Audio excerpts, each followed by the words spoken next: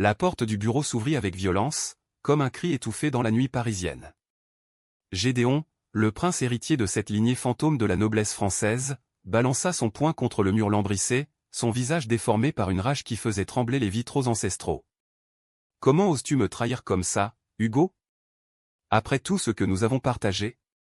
Sa voix, un grondement sourd, ricocha dans la pièce comme un écho de tonnerre sur la scène. Je restai figé derrière mon bureau, les doigts encore posés sur le clavier, le cœur battant à tout rompre. Le contrat de fiançailles avec Élise, cette héritière aux yeux froids comme le marbre de Versailles, gisait déchiré sur le sol, ses fragments blancs dansant comme des flocons de neige souillés. J'avais tout orchestré, les dîners secrets, les nuits volées dans les hôtels discrets du Marais, les murmures d'amour qui défiaient les lois invisibles de son monde. Mais ce soir, sous les lustres de cristal du palais, tout avait éclaté. Élise l'avait vu au nous, enlacés dans l'ombre d'un couloir, mes lèvres sur les siennes, nos corps pressés l'un contre l'autre avec une urgence qui n'admettait plus de mensonges. « Tu n'es qu'un assistant, Hugo, » cracha-t-il, les yeux rougis par une fureur qui masquait à peine sa douleur. Un simple rouage dans ma machine infernale. Et pourtant. Dieu, pourtant je ne peux pas m'en passer. Il s'avança, vacillant, et s'effondra à genoux devant moi, ses mains agrippant mes cuisses comme un naufragé sa planche. Le parfum de son aftershave, boisé et amer, m'envahit, me ramenant au matin où je l'aidais à nouer sa cravate, nos doigts s'attardant un peu trop longtemps, nos regards se croisant dans le miroir avec une promesse silencieuse. Paris, cette ville de lumières éternelles, s'étalait en contrebas par la fenêtre haute, indifférente à nos tourments. J'étais arrivé ici 3 ans plus tôt, un jeune homme de province, originaire d'un petit village près de Lyon, avec un diplôme en gestion et un rêve modeste, travailler pour une maison noble en déclin. Gédéon de Montfort, 32 ans, était le dernier de sa lignée, un homme piégé entre les attentes d'une aristocratie fantôme et les feux d'une modernité impitoyable.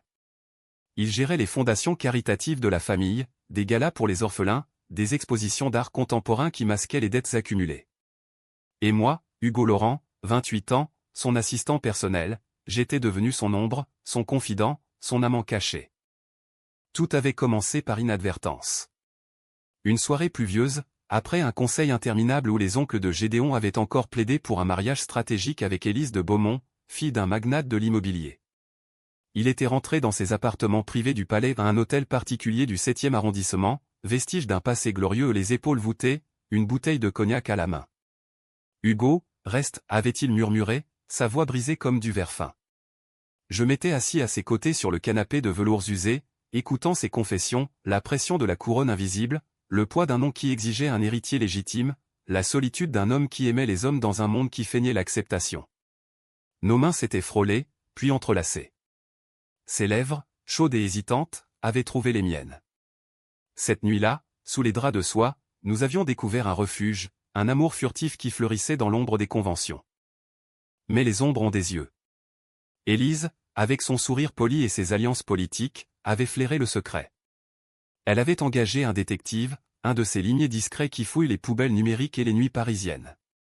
Les photos étaient arrivées ce soir, moi et Gédéon, dans un café caché de Montmartre, nos fronts collés, riant d'une blague que personne d'autre ne comprenait. Pire, un enregistrement audio ma voix, essoufflée, lui avouant « Je t'aime, Gédéon, plus que ce palais, plus que ton titre ». Elle avait confronté Gédéon lors du dîner de fiançailles, jetant les preuves sur la table comme des cartes truquées. Il avait nié, furieux, brisant le contrat d'une main tremblante. Puis il m'avait cherché, traversant les couloirs sombres pour me hurler sa trahison non pas la mienne, mais celle du destin qui nous liait ainsi. Je m'agenouillai à mon tour, mes paumes encadrant son visage, sentant les larmes chaudes couler sur mes doigts. Ce n'est pas une trahison, mon amour. C'est la vérité que nous avons trop longtemps étouffée. Ses yeux, d'un bleu tempétueux comme la Manche en hiver, me transpercèrent. Pour la première fois, je vis non le prince, mais l'homme, vulnérable, brisé, affamé d'un contact authentique. Nous nous embrassâmes là, sur le tapis persan, un baiser salé de désespoir et de désir, ignorant les sirènes lointaines de la ville qui ne dormait jamais. Les jours suivants furent un tourbillon.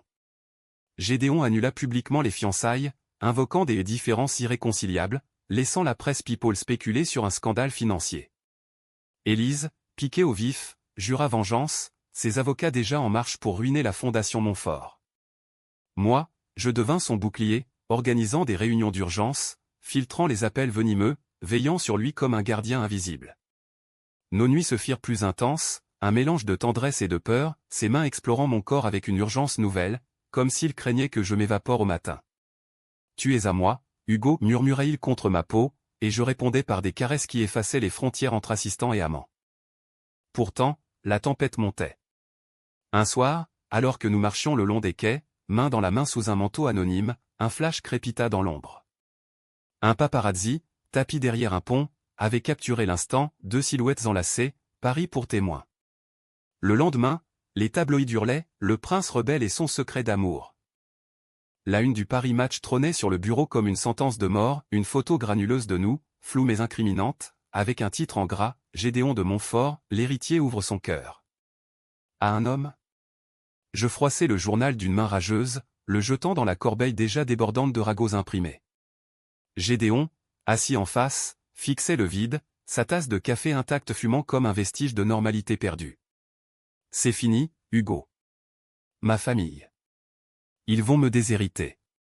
Les donateurs fuient déjà.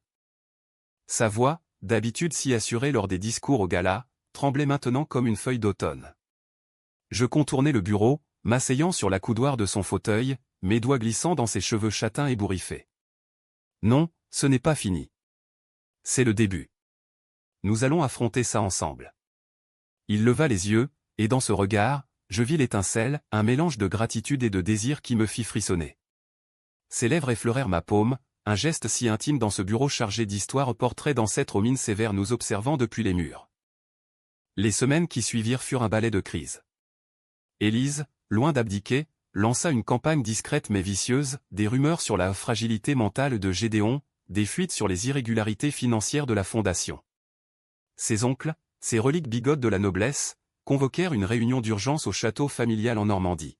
« Tu déshonores le nom Montfort » tonna l'aîné, un homme au visage taillé dans la pierre, entouré de cousins aux lèvres pincées. Gédéon, droit comme une lame, répondit, « Le déshonneur, c'est de vivre dans le mensonge.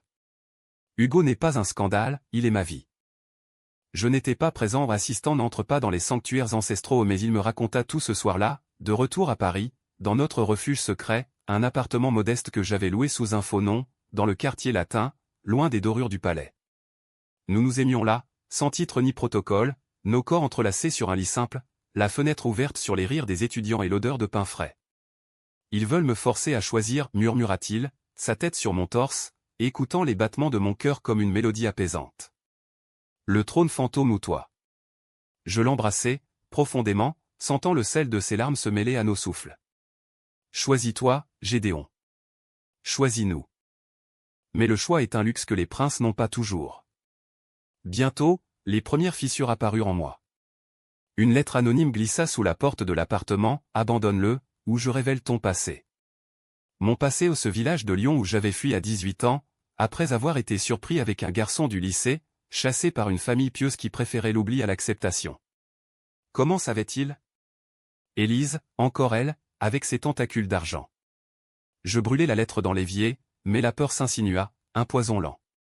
Étais-je prêt à tout sacrifier pour cet amour? Gédéon, avec sa générosité naturelle, organisait déjà des dons pour des associations LGBTQ+, transformant le scandale en cause. Lors d'une interview improvisée avec Le Monde, il déclara « L'amour n'a pas de genre. Il a seulement le pouvoir de guérir ou de détruire. » Les réseaux sociaux s'enflammèrent, des milliers de messages de soutien affluèrent, mais aussi des menaces haineuses, des insultes qui mettaient en pièces ma résolution. Un après-midi d'automne, sous les feuilles orangées du Luxembourg, nous nous assîmes sur un banc, feignant d'être deux amants ordinaires. « Raconte-moi ton enfance » demanda-t-il soudain, sa main dans la mienne, cachée sous un journal. Je souris, évoquant les vignes de Beaujolais, les vendanges joyeuses, le premier baiser volé derrière une grange. Il rit, un son pur qui dissipa les nuages. Puis son tour, les couloirs froids du palais, les tuteurs sévères, la découverte solitaire de son orientation dans les bibliothèques poussiéreuses. J'ai toujours su que j'étais différent, avoua-t-il. Mais toi, Hugo, tu m'as rendu entier. Ce soir-là, l'amour nous consuma avec une férocité nouvelle. Dans l'appartement, les lumières tamisées, nous explorâmes chaque courbe, chaque secret, nos murmures se mêlant aux gémissements. Ses mains, fortes et tendres, traçaient des cartes sur ma peau, mes lèvres, affamées, goûtait la sueur de son effort pour nous ancrer dans l'instant. Je te veux pour toujours, Altatéil, et je répondis par un cri étouffé, nos corps fusionnant en une danse primitive, libératrice. Pourtant, la trahison guettait. Un soir, alors que Gédéon assistait à un gala pour la fondation, je reçus un appel de son oncle, rejoins-moi au bar de l'Hôtel Plaza. Seul. Intrigué, je m'y rendis, ignorant que c'était un piège. L'homme, assis dans un coin sombre, me glissa une enveloppe épaisse. 50 000 euros. Pars. Laisse-le tranquille. Ses yeux, froids comme l'acier, me jaugeaient. Tu n'es qu'un assistant, un roturier. Il mérite mieux. La rage monta en moi, mais je pris l'enveloppe, feignant l'acceptation. Dites-lui que je suis parti pour un voyage d'affaires, murmurai-je, la voix brisée. Ce n'était pas de la trahison, pas encore, mais un calcul désespéré pour protéger Gédéon d'une guerre familiale qui le briserait. De retour à l'appartement, je rangeai l'argent dans un tiroir, le cœur lourd. Quand il rentra, ivre de champagne et de victoire, un don majeur pour la fondation, je l'accueillis avec un baiser fin, masquant ma tempête intérieure. Nous fîmes l'amour doucement, comme pour sceller une promesse fragile, mais au matin, je partis avant l'aube, laissant une note, je reviens bientôt. Aie confiance. Paris s'éveillait, indifférente, tandis que je marchais vers une confrontation inévitable. Les rues de Paris, sous un ciel de plomb, semblaient conspirer contre moi. J'avais remis l'enveloppe à un avocat anonyme, convertissant l'argent en fonds pour une association d'aide aux jeunes LGBTQ+ en fuite, un geste de rébellion silencieuse contre l'oncle et son chantage minable. Mais le mal était fait, Gédéon, alerté par mon absence, avait laissé des messages frénétiques sur mon téléphone.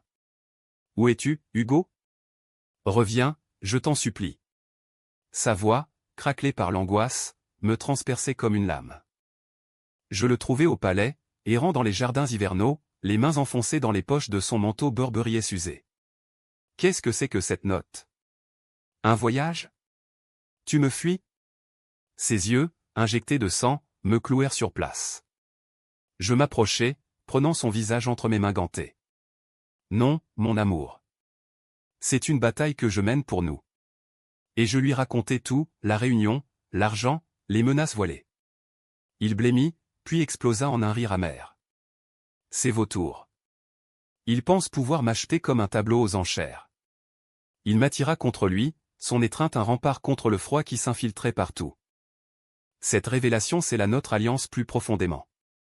Nous décidâmes de contre-attaquer, une conférence de presse publique, où Gédéon annoncerait non seulement notre relation, mais aussi une réforme de la fondation pour inclure des programmes d'égalité. C'est notre histoire, Hugo. Rendons-la universelle. Les préparatifs furent un tourbillon, discours peaufinés tard dans la nuit, nos corps épuisés se cherchant pour un réconfort fugace. Une nuit, alors que je relisais ces notes, il s'approcha par derrière, ses lèvres sur ma nuque. « Tu es mon encre, souffla-t-il, et nos vêtements tombèrent comme des feuilles mortes, révélant une urgence sensuelle. Nous nous aimâmes sur le bureau, entourés de papiers froissés, un acte de défi joyeux, nos rires mêlés à des soupirs profonds, comme si le monde entier pouvait attendre. La conférence eut lieu dans la salle des pas perdus du palais, bondée de journalistes, flash crépitant comme des éclairs. Gédéon, impeccable en costume bleu nuit, prit le micro d'une main ferme. « Mesdames, messieurs, aujourd'hui, je ne parle pas en tant que prince, mais en tant qu'homme amoureux. » Il me présenta, debout à ses côtés, ma main dans la sienne, un geste simple qui fit taire la salle. Hugo Laurent n'est pas seulement mon assistant, il est mon fiancé, mon partenaire dans la vie et dans cette mission. Les applaudissements fusèrent, sporadiques d'abord, puis tonitruants. Élise, assise au premier rang, se leva et quitta la pièce, son visage un masque de glace brisé. Mais la victoire fut éphémère. Le soir même, une bombe éclata, un article dans le Figaro, anonyme mais empoisonné, accusant Gédéon de détournement de fonds pour financer ses vices personnels. Les preuves ? Des virements tracés jusqu'à mon compte, ceux que j'avais faits pour l'association, tordus en apparence frauduleuses. Élise, encore elle, avait payé un hacker pour falsifier les traces. La police débarqua au palais à l'aube, menottes prêtes, fouillant nos vies comme des voleurs dans la nuit. Gédéon fut emmené pour interrogatoire, me laissant seul face au vautour médiatique. Je passai la journée à passer des appels, à contacter des avocats, le cœur serré dans un étau. Quand il revint, tard dans la nuit, les menottes encore au poignet, il s'effondra dans mes bras. Ils disent que c'est toi, Hugo. Que tu m'as manipulé pour l'argent. La trahison, cette fois, n'était pas la mienne, mais celle d'un système qui refusait notre amour. Nous pleurâmes ensemble, puis, dans un élan de désespoir, nous nous aimâmes avec une tendresse infinie, nos corps un sanctuaire contre l'injustice. Ces caresses étaient des promesses, mes baisers des serments, nous vaincrons, ensemble. Les jours suivants furent un cauchemar judiciaire. Les oncles de Gédéon, feignant l'indignation, exigèrent sa démission de la fondation. Pour le bien de la famille, dirent-ils, mais leurs yeux brillaient de calculs successoraux. Je devins son ombre loyale, assistant à chaque audience, affrontant les regards accusateurs. Une nuit, dans une chambre d'hôtel anonyme pour éviter les caméras, il craqua, « Et si je te perds ? Et si tout ça nous détruit ?» Je le serrai contre moi, nos cœurs battant à l'unisson. Alors nous renaîtrons des cendres, comme Paris après les flammes. Le tournant vint d'une source inattendue, un cousin éloigné de Gédéon, un artiste queer exilé à New York, qui publia un témoignage en ligne. J'ai vu l'amour vrai dans les yeux de mon cousin. Soutenez-les. Les pétitions affluèrent, les célébrités s'allièrent, même un acteur hollywoodien, ami de la fondation, tweeta son soutien. L'opinion publique bascula, transformant le scandale en symbole. Pourtant, la trahison personnelle frappa plus fort. Lors d'une pause dans le procès, je surpris Élise dans un café, riant au téléphone, « Oui, le hacker a bien fait son boulot. Bientôt, il sera ruiné. » Mon sang se glaça. Je l'affrontai, seul, dans une ruelle adjacente. Pourquoi? Pour un titre que tu n'as jamais aimé? Elle ricana, son rouge à lèvres écarlate comme une blessure. Pour l'humiliation. Il m'a rejeté publiquement. Toi, un roturier, tu paieras aussi. Ces mots étaient du venin, mais ils révélèrent sa faille, une femme brisée par un amour non réciproque, cherchant la vengeance comme baume. Je rentrai vers Gédéon, portant ce secret comme un fardeau. Devais-je lui dire?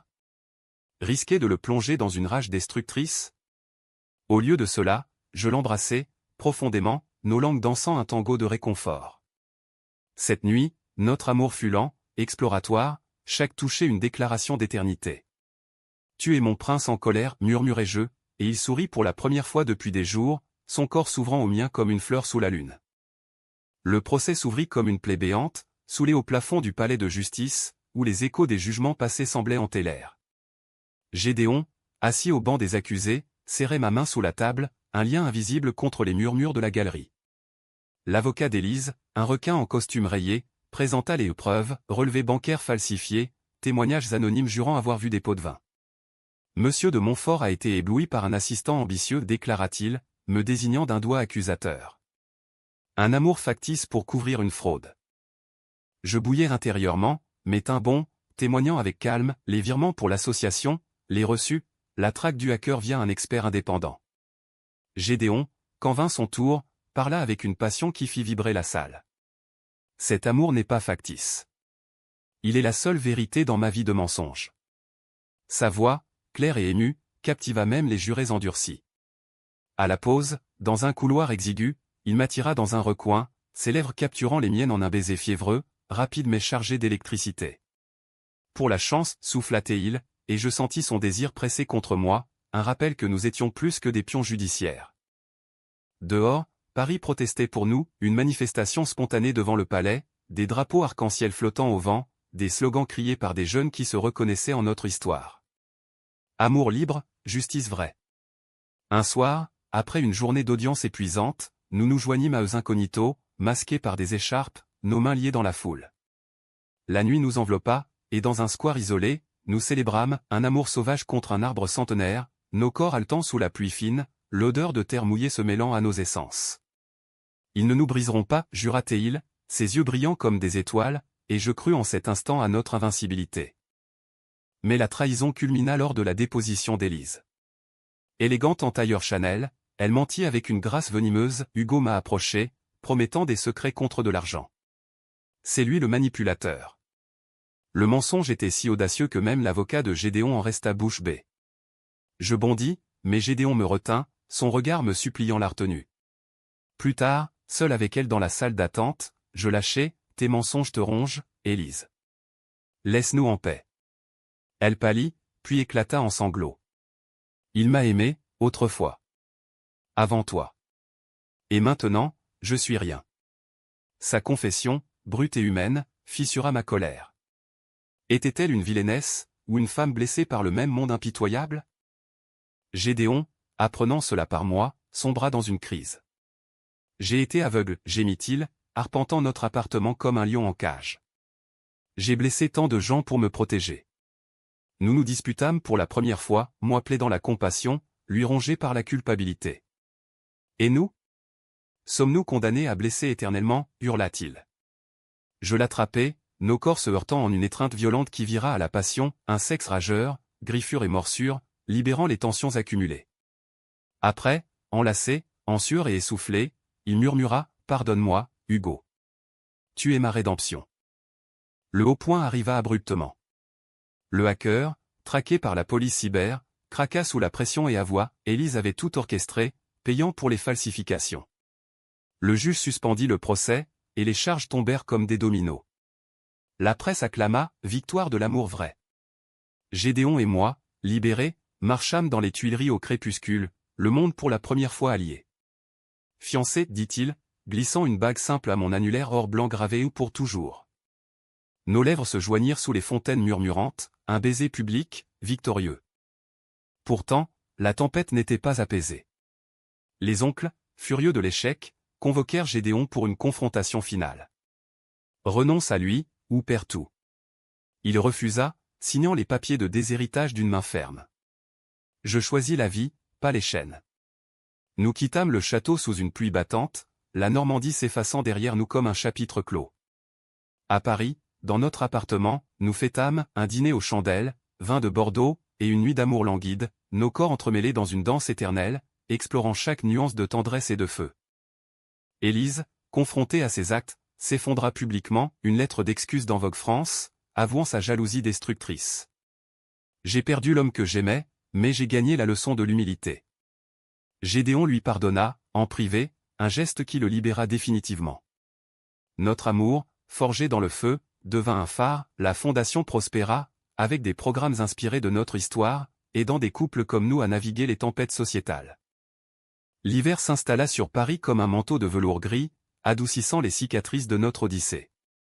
Gédéon et moi, fiancés officiels, naviguions une nouvelle normalité, des matins paresseux où je lui préparais du café, nos rires remplissant l'appartement, des soirées au théâtre, main dans la main, ignorant les regards curieux.